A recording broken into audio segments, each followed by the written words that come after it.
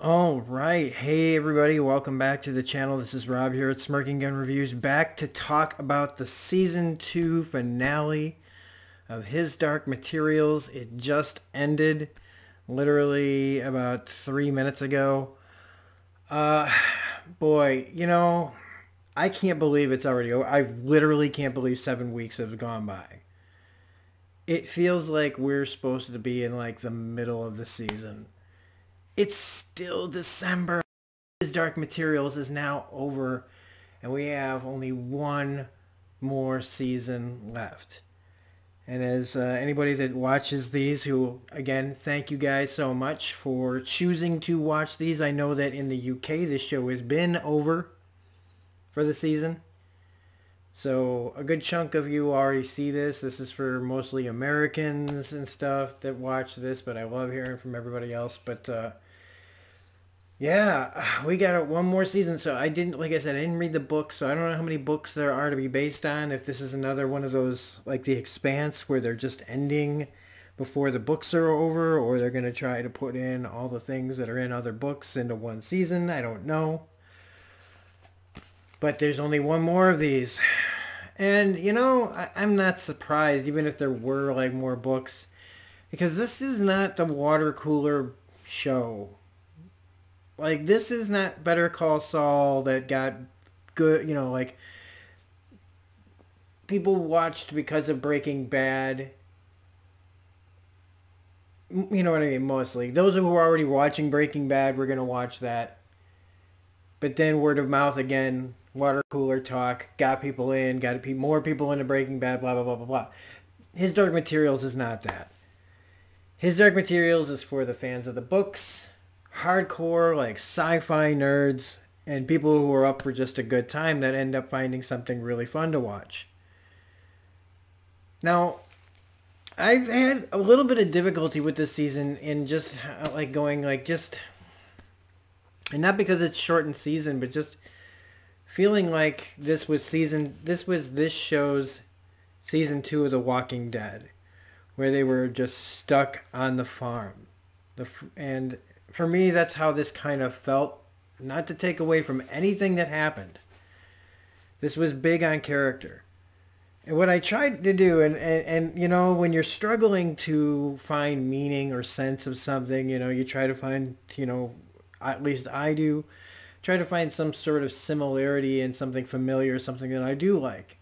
And so I kind of figured out, like, the structure for me of what I feel like this show is like the Star Wars trilogy, the original Star Wars trilogy, where you got A New Hope that sets up the world for us.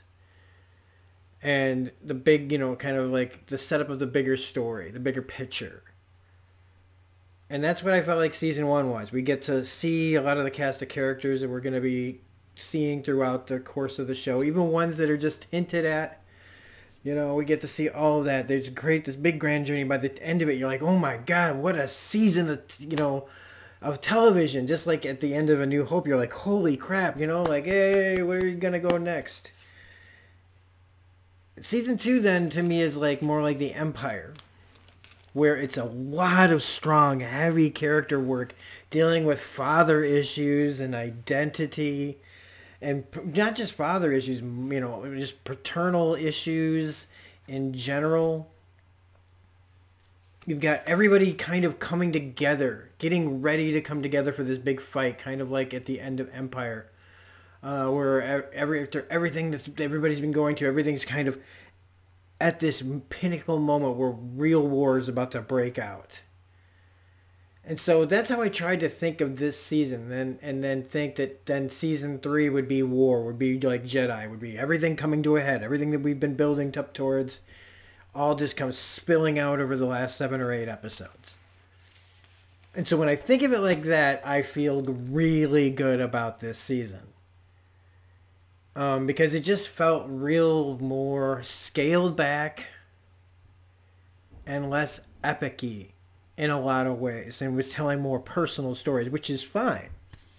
It's, you have to, especially once you temper your expectations down of what you're going to see. Now, not to say that there aren't, and that makes me go like, wow, you didn't notice any of the visuals? Like people are going to be like that about? No. Understanding that I still know that this still has sci-fi spectacle. I just felt like it's a much more contained season. Just, it's real tight. Real tight. So, yeah, season 1 to me was more enjoyable on an entertainment level. Season 2 for me hits me more on a cerebral level. We got to see some really strong emotional performances, especially out of Ruth Wilson.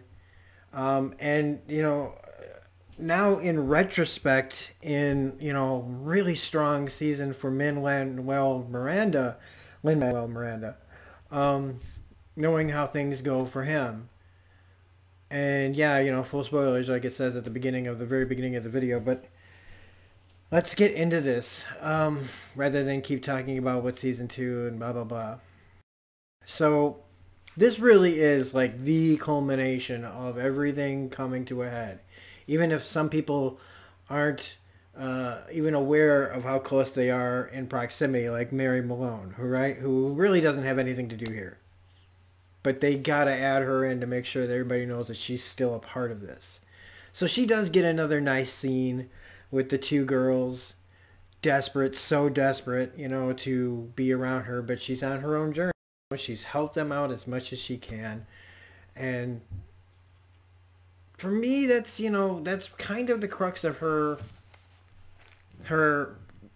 journey in this episode, is just to make sure that we know that she's still there, that in season 3 she's got her big part to play. The witches, man, poor witches, man, they've been taking a lot of freaking hits lately. And in this one, it's even worse. We got lots of witches that go down in this, and some of them don't even know that what's happened yet. That's the other thing is, we lose several witches here, and I think Serafina, I don't know if she's aware of any of their deaths, unless they have some sort of, sense that, like, when one of them dies or something, like, like Clarence. Every time a bell, angel gets its wings, a bell rings. Well, maybe when a witch dies, they just kind of have that kind of sense, like, oh, like, I don't know. But they're on the lookout for specters because, yeah, yikes, the specters, can affect the witches. And we find out that Azriel needs the title of this episode. It's the Asa Hetero, saying that right? He needs this thing to win this war. It's the thing that'll turn the tide, and the witches go after it. Like, one's going after that, the other's checking out, reconnoitering for the specters. And we've got, Lee and Japari just, again, getting closer to finding Will. And again, this is all just journey and talking and all this stuff. Just little beats here, little beats there, especially with Lee and Japari. I feel really bad for Lin-Manuel, who didn't get as much real cool, juicy stuff. Like, I mean, he gets a great episode here, and he was really strong at the beginning. But I think with the pace of this story and where they were going, I don't know. I don't know how much more of that journey he was even in, like in the books. But we get a real Lord of the Rings kind of storyline kind of starting here. Like a very Frodo and Sam situation where Will's basically telling Lyra, like, all these people mean well, but the specters go after them, not us. It makes more sense to go after and find my father without these people, because in the end we're really helping them out. They're not doing us any favors being around. They save us all the time right now, but like, again, if the specters are the bigger issue right now, then that's what we got to worry about. What Will doesn't know, though, about is the Magisterium being there and shooting up the place. Which is where, like, we got Marissa coming in. Marissa, she finds a witch. She lets a witch get killed by a specter. That was real dark. That was some real dark stuff. But this is where she finds out that Lyra's name is Eve. Okay, and this is where I start going, okay, the mother of all, you know, she's Eve before the fall. And then Marissa says she's not going to let her fall. Whatever that means. Because all this other stuff that they talk about, when they talk about the war and the other thing, like when somebody's talking about angels and stuff, I'm like, okay. And I don't mean that it's losing me, like, but I really don't understand what they're talking about yet. Like, even later at the end of the episode, it's like, what the hell's going on here? But again, not in a bad way. More like, well, I'm sure you'll let me know next season. And so yeah, Will's basically kind of saying, let's do a Frodo and Sam and get out of here, and we'll go find my dad.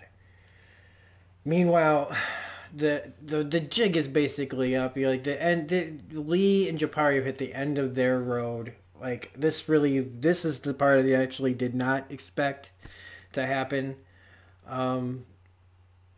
I don't know how I feel about it because I really like Lee Scoresby, but he had his own Alamo. I expected him to fully get out of it. Not because it's some kids, based on kids book or a young adult book or however you want to place it, just a book in general. But I just did not expect him to go down. And then they kind of give you a little bit of hope when they, Serafina, he calls for her with the freaking cloud pine. And she doesn't make it in time. And he has that wonderful moment with Hester. How far we flew. Look how far we flew. And don't you go before me. And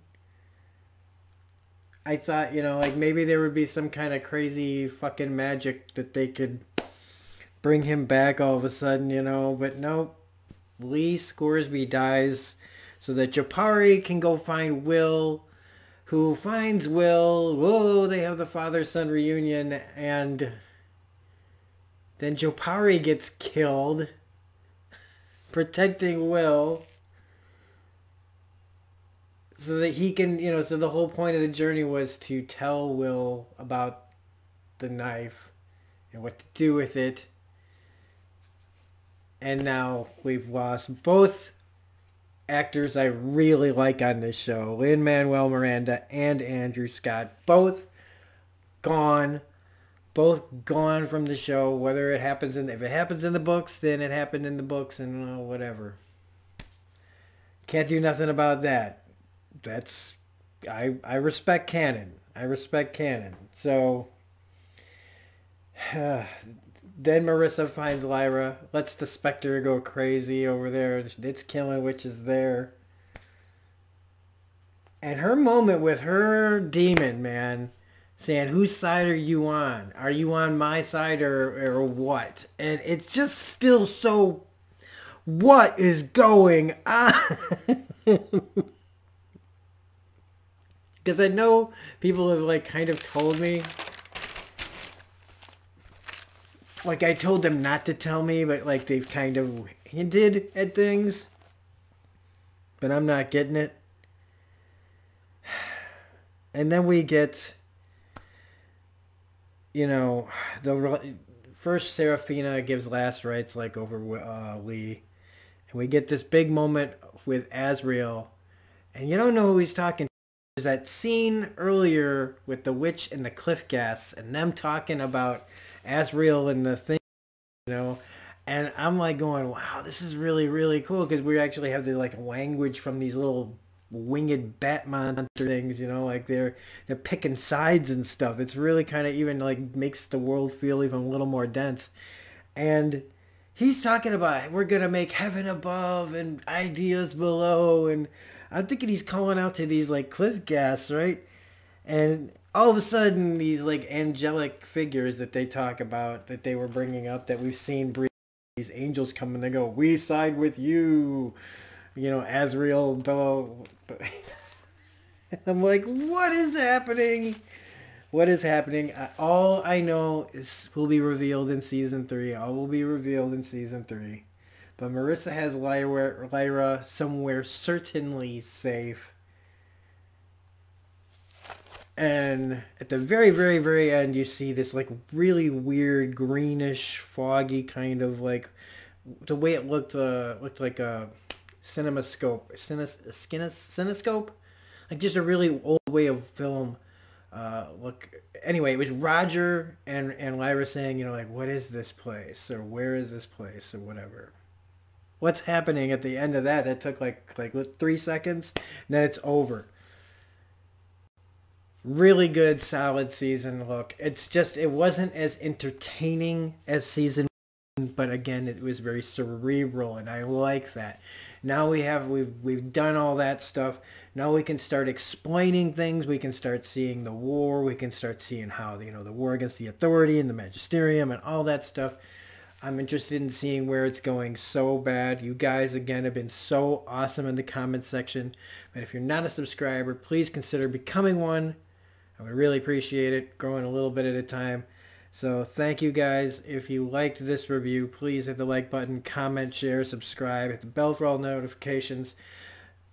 I, again, also want to especially point out all the hard work that Devra puts into all her comments.